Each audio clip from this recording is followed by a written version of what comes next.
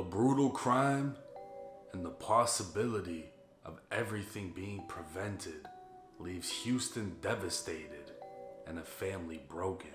What's up, everybody? It's 1090 Jake.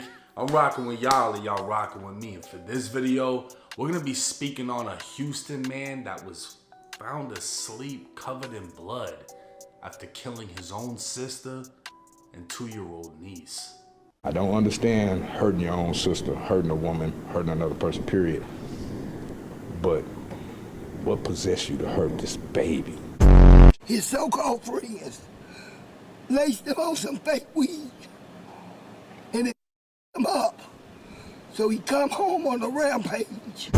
She was defenseless. She can't do anything. She posed no threat to you. My daughter was able to get to the police and told him, don't knock on the door, because she got a camera up there.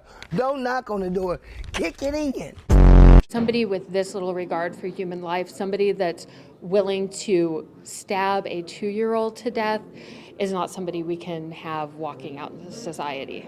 November 29th, 2024, it was just after 3 a.m. when a patrol unit in Houston was flagged down by a concerned citizen who had stated a woman and child were being held hostage in an apartment.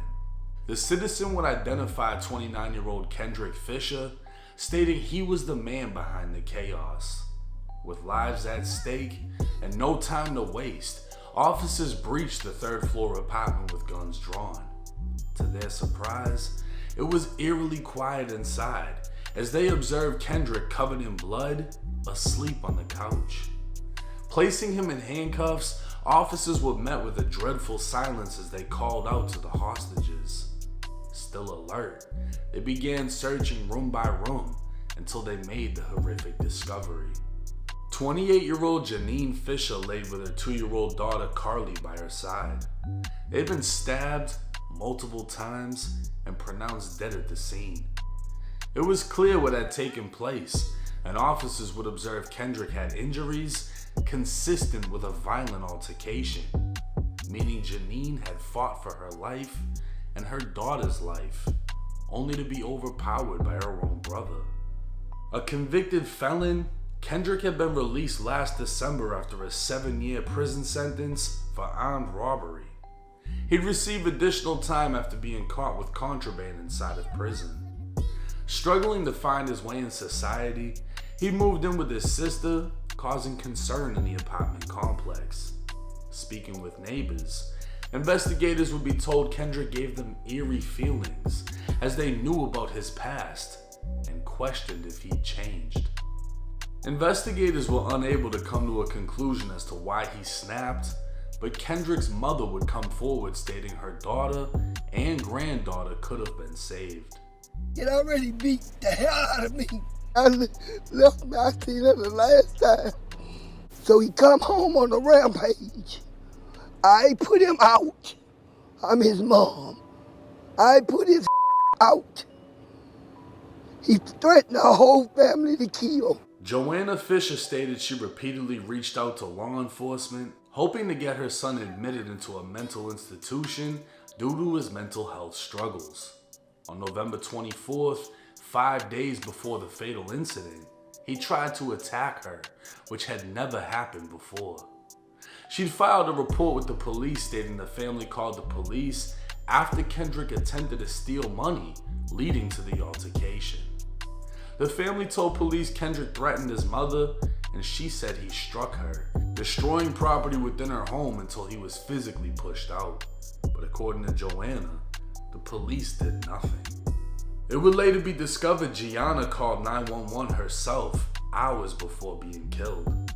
She told the 911 operator to kick in the door instead of knocking, but instead, a responding officer went to the apartment and left after no one answered the door or responded to calls.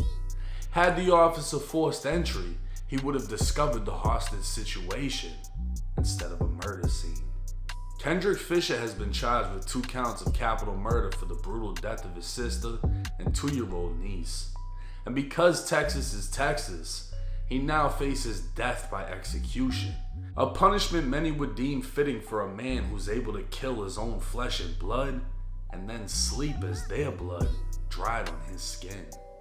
It's unclear and unlikely any officers will face negligence for their failure to discover the situation sooner. If it's true that a call was made by Janine and an officer arrived only to leave as no one was hurt inside, the Fisher family may be looking at a possible lawsuit. But for now, 2 funerals and a trial is all the future holds.